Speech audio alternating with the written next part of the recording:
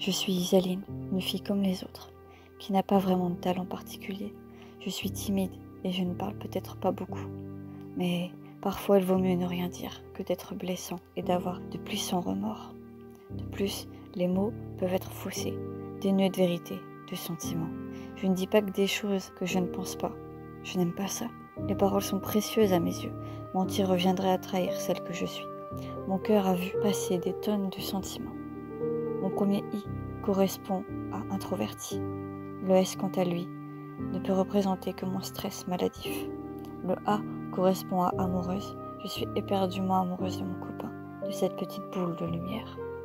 Le mot correspondant à la lettre L est lucide. Je ne me berce pas d'illusions. Si je ne sais que c'est pas possible, c'est pourquoi, en ces moments-là, je pars pessimiste. Le second I correspond à idéaliste, car pour moi, la guerre sur cette planète finira un jour. Du moins, je l'espère.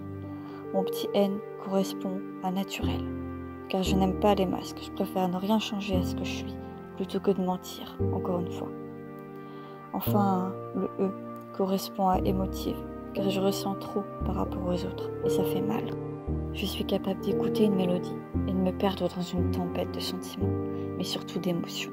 La peur, la joie, la tristesse, le manque. Je pensais être en guerre contre moi-même, contre mes sentiments. Je n'ai vraiment rien de particulier. L'écriture me permet de m'évader, d'utiliser les mots, ce qui m'affecte le plus. Je veux juste remplir ce cahier d'émotions, noircir ces pages d'encre, et je veux réussir à vous émouvoir. Je ne veux pas être effacée de ce monde, m'approcher de cette lumière aveuglante qui désintégrera mon corps. Je veux continuer de persister auprès de ceux que j'aime, de les voir sourire et me faire sourire. J'ai déjà pleuré, à m'en faire mal aux yeux, des torrents de larmes qui m'ont bousillé les joues. Je sais ce que ça fait d'avoir les lèvres qui refusent de sourire, d'avoir un regard vide qui colle à la peau. Je sais ce que ça fait de s'empêcher de vivre et de rêver. J'ai souvent peur de moi, de ce que je pense, de ce que je ressens, de ce que je fais et de ce que je dis. Je suis trop, c'est un défaut comme une qualité. J'ai tendance à trop ressentir, à trop donner, à trop aimer, mais aussi à trop aider.